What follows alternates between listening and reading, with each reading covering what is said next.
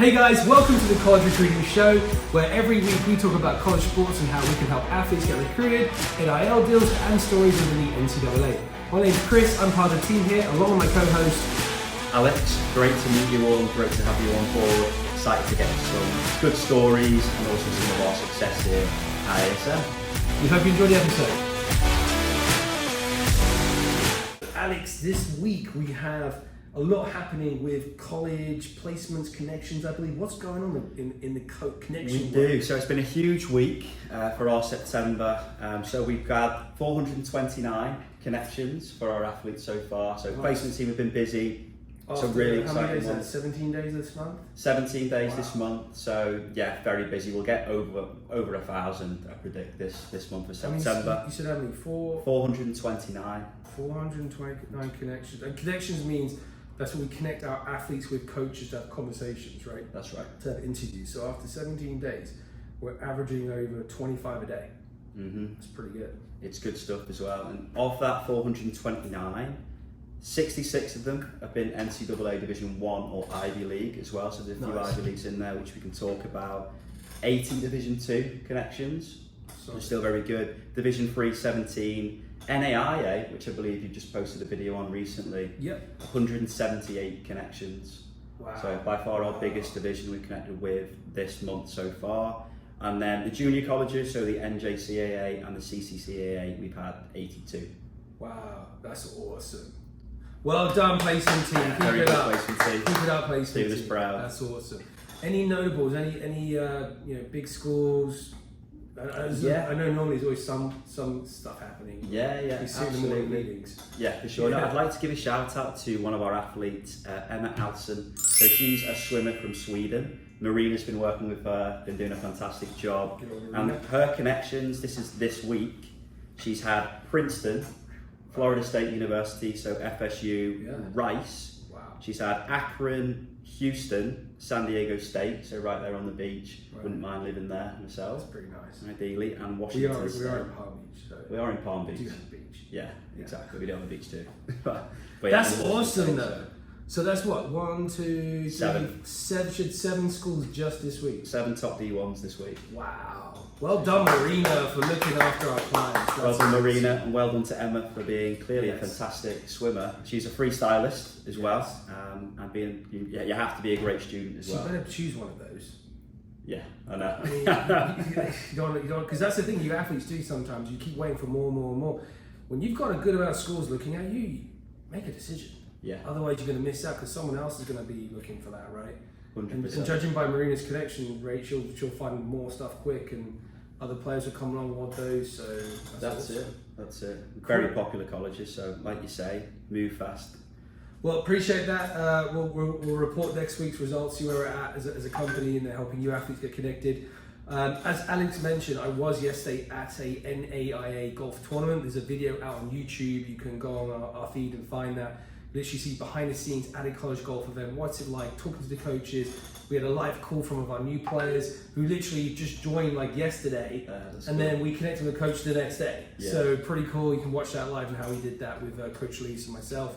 But let's get into our first major news story, which is the new NCAA roster limits. Now, what this is, it's kind of a crazy thing for us in college athletics because you don't always get a big rule change that often. Like I think the last big one was the NIL. Yeah. Was that like 3 years ago? I think we had that. Must have been, The NIL. just for America at the time as well. Which you're going to talk about a bit later Yeah, in the we'll get segment into we some of have coming up. But what the new roster limits is for the class of 25 to 26. It doesn't affect you in 24 this year. But from 25 to 26, what's happening right now is the NCAA basically got sued. There was lots of lawyers who wanted to sue the NCAA. They got in trouble. They sorted it out. They've had a settlement. And it's all to do with money and athletes getting paid. Yeah. And part of these changes are now basically, if this goes through, the judge still has to sign this off, but it shouldn't happen too much longer than we're expecting. Then this will happen for 25 and 26 class years, which means the schools in the NCAA are going to have roster caps. Before, they could sign as many kind of players as they wanted, as long as they could fund it. They did have limits on how many full rides they can give out, but what they're doing now is just saying, look, this is the max amount of players you can have in your team. So for example, with golf, for example, in school, I play, it was like 6 full rides you can do. Now it's basically 9. right? I can have 9. Soccer, I think it was 9.9 scholarships. Now it's like 30.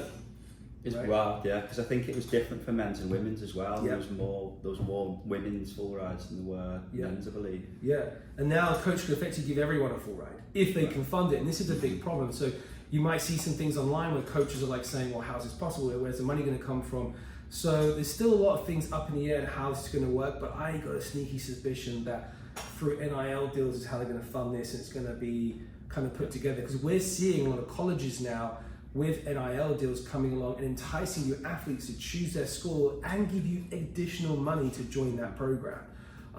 So yeah, we'll report more on this roster or caps limit, but it is something to be aware of as an athlete. So what does it mean? It's going to be better for you guys. You're going to get more funding to go to college, which is great, but it's also going to get harder. You're going to have to be really good for like the top schools.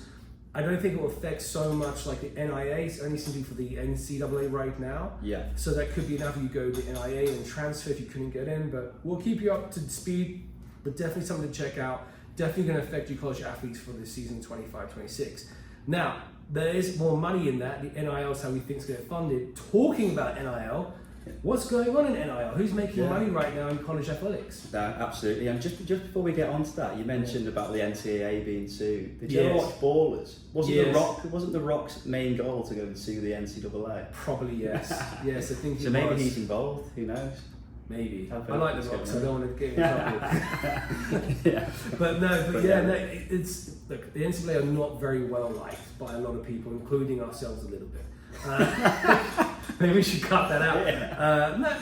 Look, the NCAA they have a tough job. They have to govern the sports, right? No one ever likes the person who's in charge, right? They always want to change this, change that. They say no, so they've got a tough job. Where it's got difficult over the last years is they make a lot of money with college sports, and now the athletes want to get paid. So, of course, everybody wants to come at them for this, come at them for that. I do think they're trying to change the way it's being done, but more people want more things to happen still. So this is what this lawsuit's about. It's about now getting athletes better paid. I think the NCAA's view is this, or the settlement's view is to get everyone on a scholarship. Yeah. Because right now you could be on a team, you're paying as a walk-on, and then the other athlete's got a full ride. It's kind of unfair, right? And you still might play on that team and you get no money. But the walk-on situation will probably evaporate now. Yeah. Because no coach is going to want to have a player that's just probably paying their whole way to be there when they want to give you scholarships and use NIL money to fund it. So it's an interesting time in college athletics. But we've been doing this for a long time. There's always something happening. So you just keep on top of the rules, understand them. We're here to help you guys with that. Yeah, absolutely. Back onto NIL. Sorry for that. You hit a good point. That's part of the show. We're education for you guys. So who is making money right now in college athletics? Yeah, so NIL, this stands for name, image, and likeness. This is essentially where college athletes can now get paid by brands, sponsorship money, and so on. And looking at some stats, there's athletes making millions. Crazy. I saw you researching it earlier. It looked insane. Yeah, literally. There's a top 20 list. I'm sure we'll get through that during the next shows, but we'll talk about one person. So Olivia Dunne. So she's a gymnast at LSU, so Louisiana State. She likes to be called Livy, I believe. Livy Dunne. Yeah, Livy Dunne. Yeah. But her ON3 valuation is $4 million. So that is ridiculous. It's not too bad, is it? It's not too bad. For a college athlete, not even turned 24 yet. Exactly. So you can see why all these top athletes now, particularly with the new rule change, like you mentioned here, people that were playing pro potentially or looking at playing pro now may consider coming to college, getting their education, getting everything paid for, and also potentially getting millions in NIL deals and getting paid more than you can imagine. I think a lot of athletes who may be watching this, and parents too, don't understand. You can literally become a millionaire now in college. Yeah. Like it's not just about getting an education anymore and playing sports. You should be thinking, how do I maximize my earnings through college? You're basically a pro athlete now, right? You just in a different way. Yeah. But you're going to make more than most pros are going to make, right? So. Like if you and Lily Dunne, she's not even a football player; it's gymnastics, which traditionally is not a sport that makes lots of money, right? If you take an American football player in the NFL versus a gymnastic who went to Olympics, doesn't compare. But because of what she's built, her social media presence, her fan engagement levels, companies are flocking to her and giving these multi-million-dollar deals to her, right? So it's pretty impressive stuff, and you guys can benefit from this too. Yeah, exactly. She brings attention to her, and that's a big part of it. So just on that, so one of her deals, she's just signed a multi-million-dollar NIL partnership with a company called Passes. Yeah. Now, this is a content monetization platform.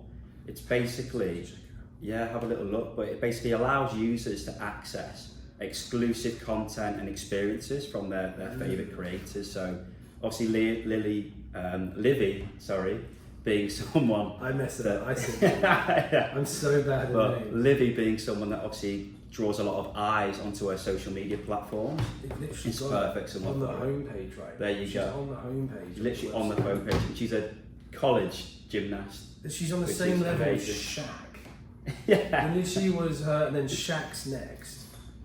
That's insane. It is insane. Kygo. Oh wow. They got some big people on here. Some huge people. So what's she promoting? So you got to subscribe, basically become a member and you can get exclusive content. Yeah, exactly. So I presume she's probably promoting it as well and getting other creators onto the platform as well. And I also read that the creators, they keep 90% of the profits, which is pretty good. So it's quite a good incentive to get on there. Maybe we should make a show on there. Maybe we should. However, now obviously it's not easy to make multi-millions in NIL deals. Just to give you an idea of her following and what she's brought. On Instagram, she's got 5.3 million followers. Wow. Yeah. TikTok, she's got 8.1 million followers. And then on X, or the old Twitter, she's got 153,000. So it just shows that she's obviously worked very hard to build that brand, and she deserves everything that she's getting here through Passes. So keep building your social media following, reputation, media training, which maybe me and you need a little bit more, but we're trying. So we've been getting some help from the back end. We're going to be putting a lot of new content out. Mainly because we love what we do. We want to share our stories and help our athletes and parents and coaches in this space. But I have an idea that we talked about a few weeks ago. We should bring a social media expert onto this show for our special segment, so we can get some tips and give you athletes advice on what you could be doing for your social medias. How do you get 100,000 followers, right? I think we got like nearly 140 now on our Instagram. But we want to get more. So how do you do that? How do you get awareness? How do you get people to keep attention? I think we should definitely do that. Yeah, great. As a way to help you guys out and hopefully get some of these dollars from these companies. That would be amazing. Any other news on NIL? Is that all for this week? That was the big one for this week. Right. More to come next week. For sure, more exciting news. But I really like that social media idea. And if anyone watching has advice, so you guys put in the comments things you're doing. Like, we want to create a community here for you guys to help each other do well in college, make money in college. If you want to get a scholarship to college, get our app. We have an app. We didn't talk about the freaking app. Yeah, not even mentioned. We'll get in trouble with our bosses. We don't mention that. Yeah, so we have an app, a college recruiting app. Where you can connect with college coaches within literally seconds of building a profile. You can search all the schools and connect directly to them as well. It's super easy to use, and it's free to download and build your account and connect with one coach. So it's definitely worth using, and as many coaches connect with you as much as they like as well. Yeah. Let's move on to our special today. So every week we're going to be doing, at the end of our show, basically we have a guest come on or do a Q&A or have something kind of exciting and different. So this week we did put out on Instagram, actually you put out on Instagram. I did. A question. Yeah. Which was? Question spot, which was? Your questions. My questions, yeah. Which ones can you please, You asked give us some people any questions. Yeah, that was the question. Right, the question was, did you have a question? And we take your questions and now we're going to answer them here on the show. You can tell this is our first episode, so we're still a bit rusty, but we're getting it. So from Jacob _Allison14, great question by the way, Jacob, definitely great. So what age should I be looking to start the college recruiting process?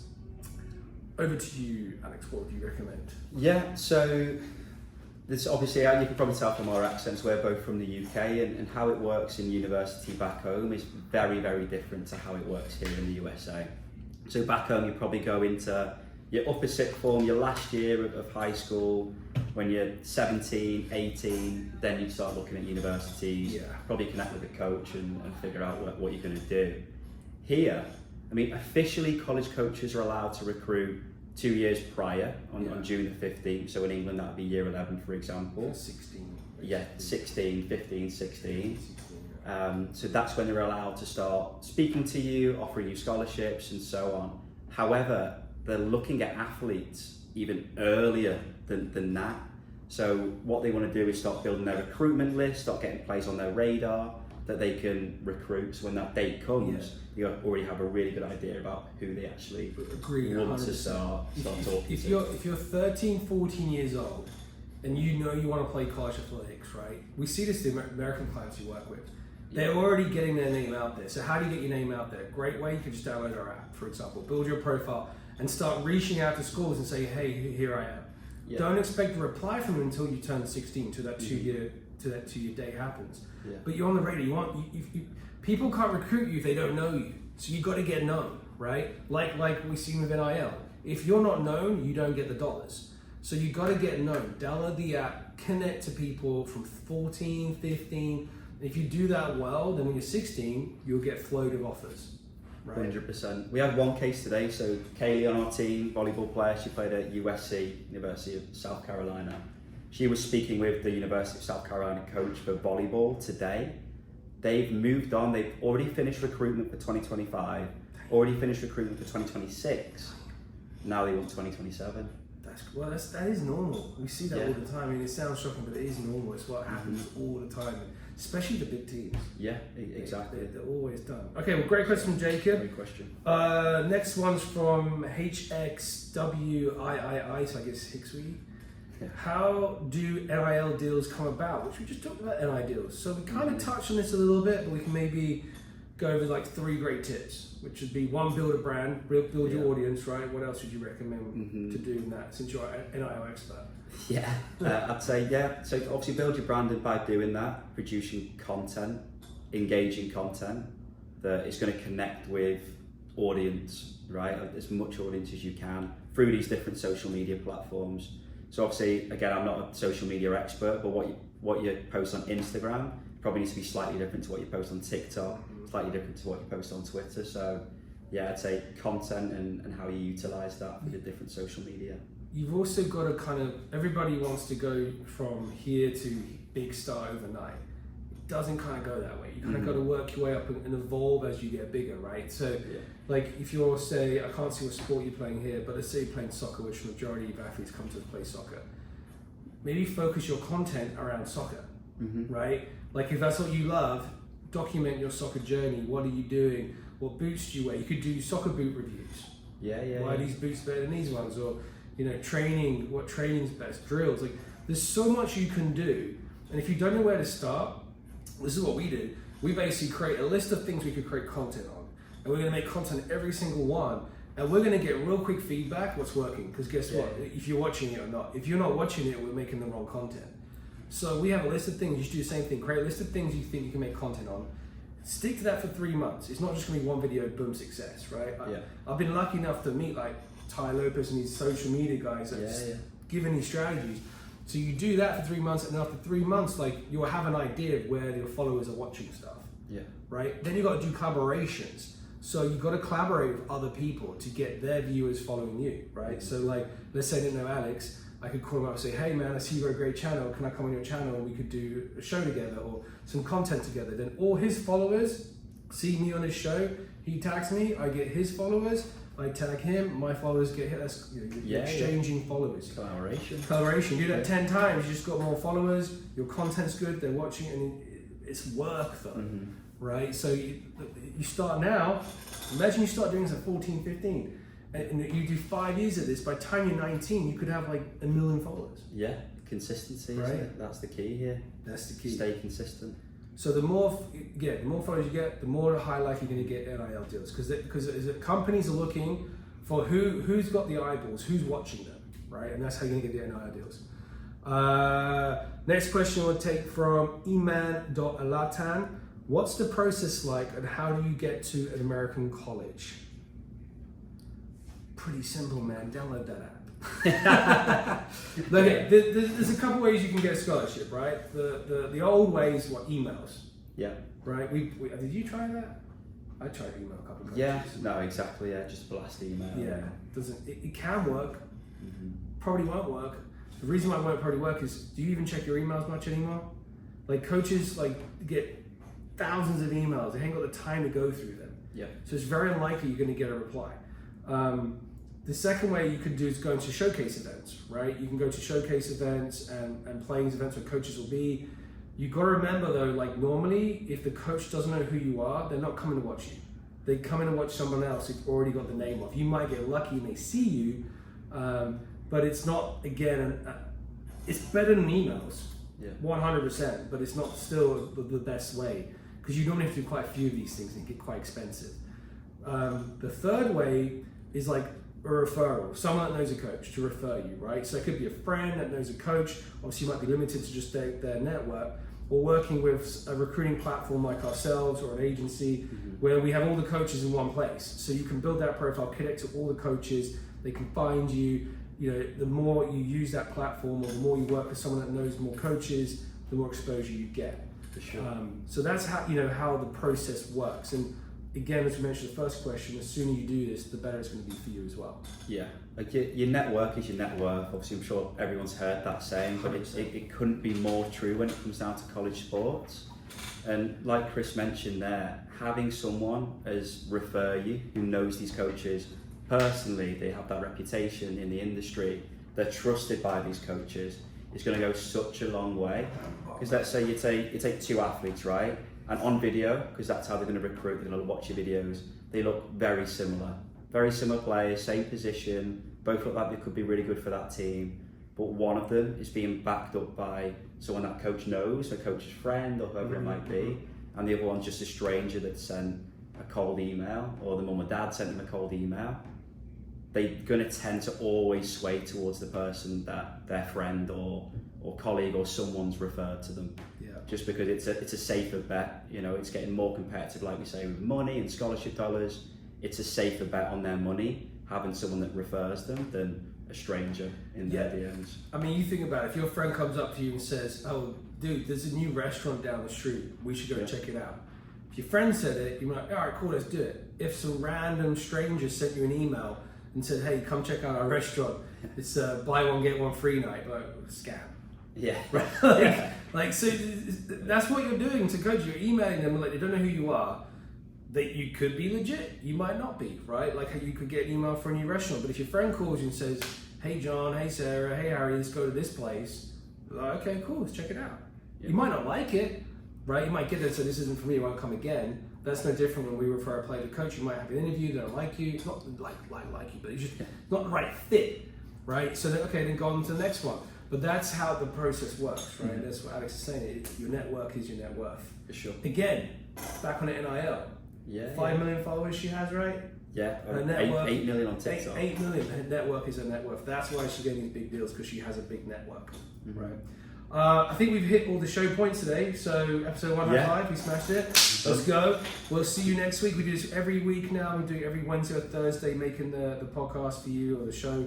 Please give us a like, subscribe if you like the show, and we'll see you next episode. Take care. See you next week.